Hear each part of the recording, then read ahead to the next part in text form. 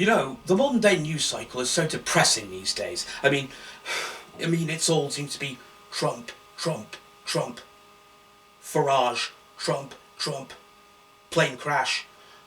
Trump blames plane crash on non-white people. Oh, whoa, what's this? Must be a pretty slow news day if they think a convention's code of conduct is a newsworthy story.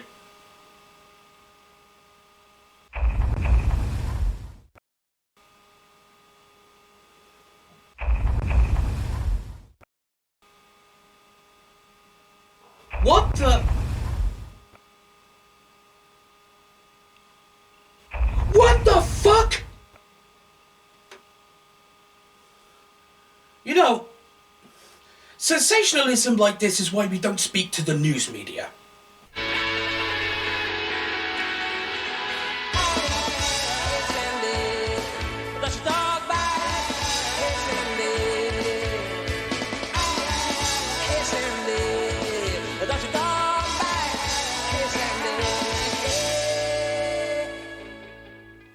Oh hi Internet, and welcome to another edition of Furry Fandom Stories. I'm SandyBfox.Bsky.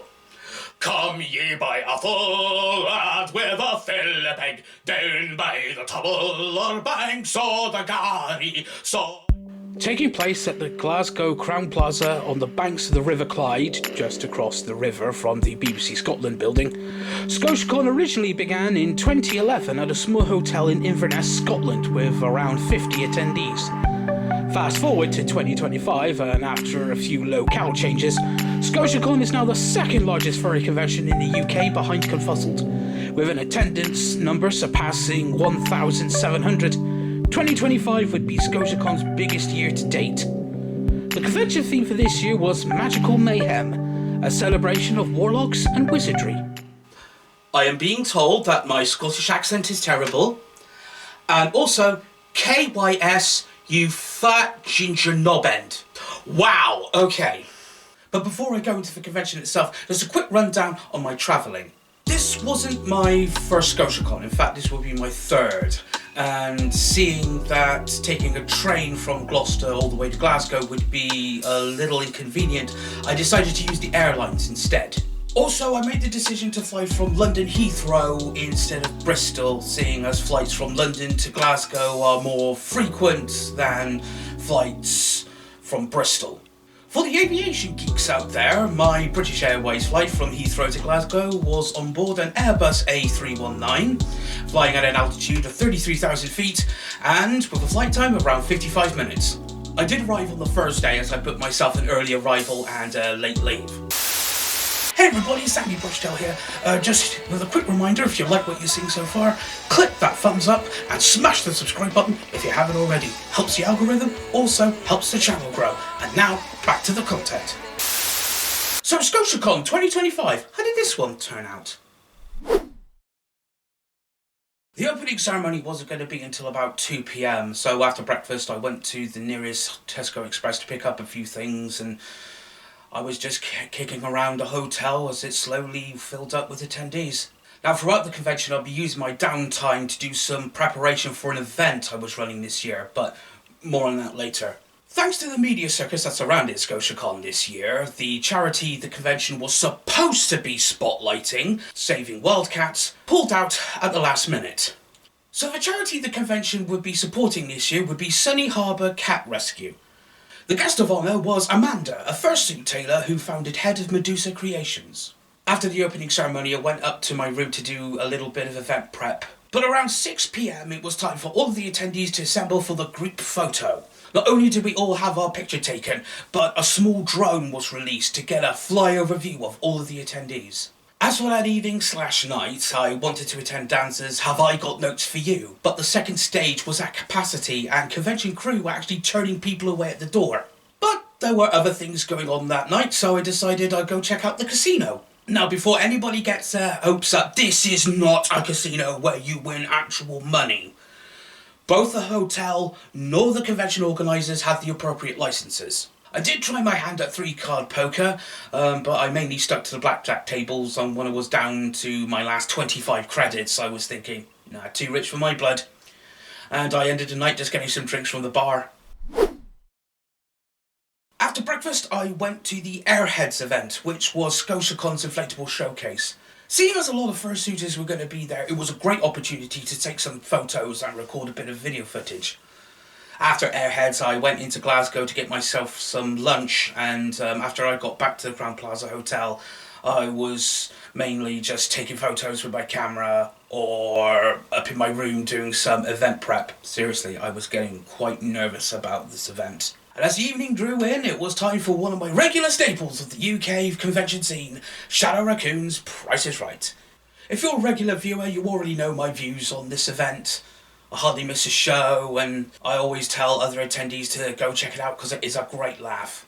Also this year I decided to give the audience games another go, but I didn't do very well. After Price is Right, I got myself a drink and hung around the hotel for a while, and soon it was time for the Drums and Roses performance. Now, for those of you who don't know, Drums and Roses are a bagpipe and drum quartet that play covers of pop songs. The first time I saw them was in 2022, and I sang along so boisterously I actually ruined my voice and couldn't do karaoke. So I just stuck to the back and had a little bit of a dance. And after Drums and Roses, I went back up to my room to unpack my makeup kit, because Face Paint Sandy was coming out for karaoke. Now, the wait to being called up was quite long, seeing as the event started at 10 PM and I wasn't called up to sing until just before midnight. Not to mention the system they use for karaoke is a bit crap. Musical measurements are off, and unless, in my case, if you know a song intimately, lyric for lyric, it does put you off a bit. Saying that though, I really enjoyed myself, and it turns out a few furries actually do like the lightning seeds.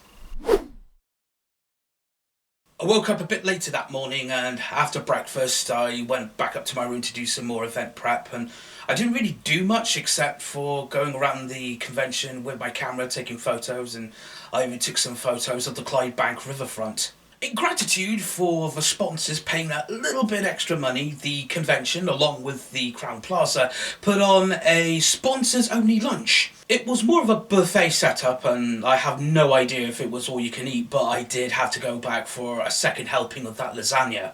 After stuffing my face, I went to Kyle's fursuit care and repair panel. Well, the last 25 minutes of it anyway. And when rest and digest kicked in, it was hard for me to keep my eyes open, and I was trying so hard to stay awake because, well, in the unwritten law of the furry convention, falling asleep during a panel is seen as somewhat disrespectful to the speaker.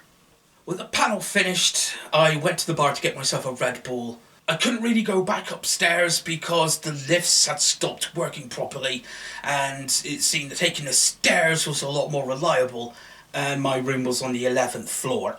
But soon it would be time for Scotiacon's Fursuit Games. Whether you call this event Fursuit Games or Fursuit Fiasco, I always consider it a highlight. The assembled suitors were then split up into teams. First game was Foxy Says, which is basically Simon Says. There was a game where players had to throw a ball into a bucket with varying distances. Red light, green light, followed by Tug of War. Now that's a game I haven't seen at a fursuiting event before. And also, Play Your Cards Right. When one team remained, it turned into a free-for-all with the ball and bucket game, whittling down the winning team to a single champion. The variety of games played did have some refreshing new additions, and also no musical chairs and musical statues, and that's always a plus. After the Fursuit Games, I got into suit myself, just in time for the evening dances. But I did call it quits after Shrooky's set, because, well, the music wasn't really my scene and was sounding less melodic, so after putting my fursuit away and getting a quick drink, I just turned in for the night. If I could sum up that morning in 3 words, they would be butterflies, butterflies, butterflies! Monday was the day of my talk, but after breakfast I decided to go on a quick lap of the Dealer's Den. And so, Dealer's Den, my swag. I bought another t-shirt from Sterling Griff, which I left behind in Glasgow. This cat pin badge, this mini poster from Caladania, and a big Gengar badge from Sea Bunny Studios. After bringing my swag up back to my room, I had to get some last minute preparation done. I had to get to the second stage 15 minutes before my time slot opened, and seeing as I just bought my laptop, I was able to get set up quite quickly. Now, the event I was running this year would be a short lecture on Brian Jakes' Red Wall series, which I entitled the Red Wall Appreciation Society. It's kind of like this idea I had to be kind of like a mature alternative to the Red Wall Readers Club, which is now kind of inactive since Brian Jakes' death back in 2011. My biggest fear was, what if nobody turns up at all? And seeing as my panel would be running parallel to a main stage event called Wizard Quizzard, I was not expecting that room to be packed. But in the end, about 20 people did turn up to hear me ramble, and including one guy who was apparently nursing a hangover. The audio from my lecture, along with the slideshow used, is uploaded to YouTube, and you can find a link in the doodly-doo below. Also, if you are a hardcore Red Wall fan, please consider joining. I have a members-only Discord, I am looking for moderators, and also, members get a lanyard. Also, one thing about running an event is the convention would give event runners sort of like these little pin badges, but for this year, I got this little charm. Sort of a way of saying, hey, I ran an event. And also, I will say this, the con book that I got for this year's Scotiacon, I'm going to treasure that. I had finished just before my allotted time, and after I had packed up, I got in line for the next second stage event, Trudge. For those of you who don't know, Trudge is like an improvised game of Dungeons & Dragons with audience participation. The Dungeon Master would pick 3 willing participants, a warrior, a bard, and a wizard, and the Dungeon Master would ask for suggestions of what happened next. To determine the results of encounters, an giant inflatable D20 was thrown into the audience and passed around like a beach ball. I really enjoyed Trudge. It was such a great laugh. And you know what? If I am coming to Scotiacon next year, I am so adding it to my list of must-go-to events. After Trudge, it was soon time for the closing ceremony. Representatives from our replacement charity, the Sunny Harbour Cats Rescue, gave a little speech thanking the convention and the attendees for their generous donations and support. According to the Scotiacon account on the website, formerly known as Twitter, the total amount of funds raised for Sunny Harbour was over £16,000. And then the theme for Scotiacon 2026 was revealed. Put on your best Stetson hat and grab your shooting irons, as Scotiacon 2026 will be the Howl at high noon. Yeehaw, boy!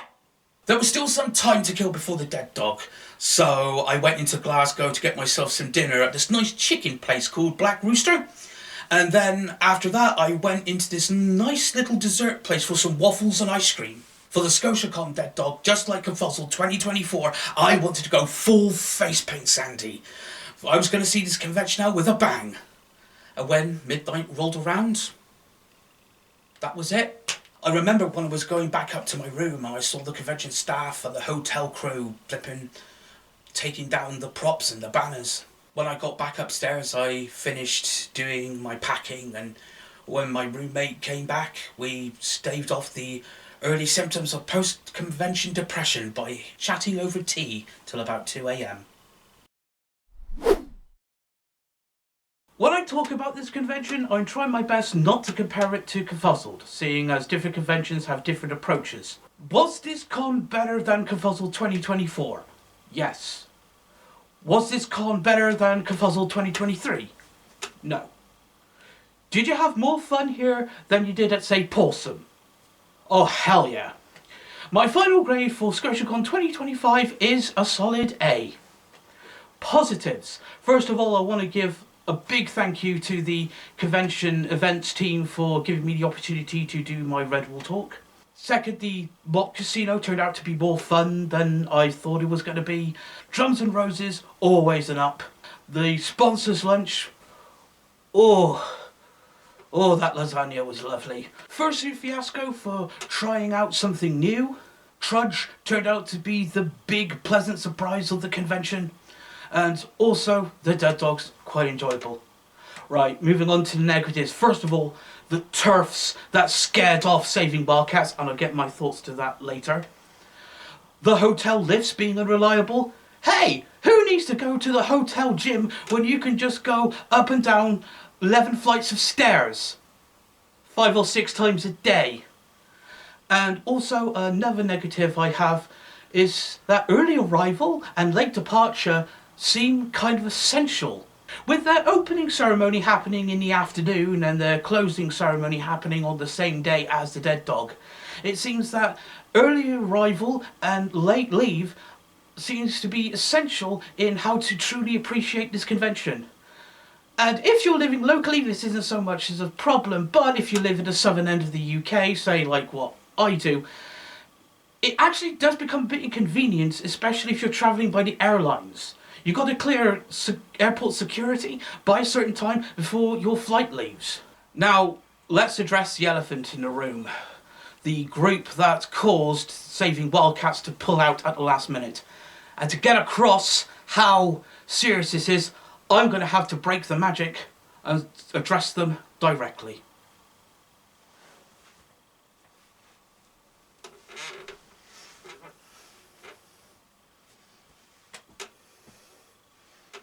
For Women's Scotland, let's just take a moment to reflect on your recent actions.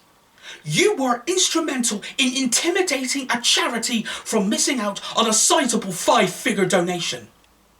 We raised that money out of the goodness of our own hearts. It wasn't to push an agenda, nor was it to curry favour with the Scottish Government. You went to the Telegraph and spun a web of infamous falsehoods and distortion. And it had nothing to do with protecting women's rights or protecting children from harm. You did it for publicity. So that you would get mentioned in a column in a Tory supporting rag written by a loudly outspoken anti-trans journalist. I would like to know, what are your group's views on protecting abortion rights? Are you comfortable with Andrew Tate instructing 13-year-old boys on turning their girlfriends into sex workers? And also, this in the Daily Mail. What the fuck is this? I am saying this to you, for Women Scotland. You're not 21st century bra burners. You are hypocrites, you are charlatans, and you are liars. Fuck you. Whew, glad I got that off my chest. Suit more. That is what I would do differently. Because I was so preoccupied with making sure that my event went smoothly, I kind of neglected to go out and just be in fursuit.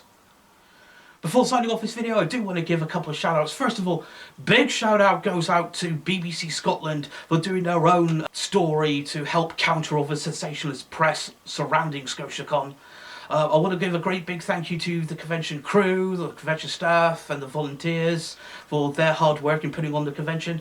Also, thanks go out to the Crown Plaza Glasgow for hosting our little menagerie. And I want to thank everybody who came to my talk just to hear me ramble. And finally, a big shout out to all of you awesome furry fuzzbutts for whom there are too many to mention.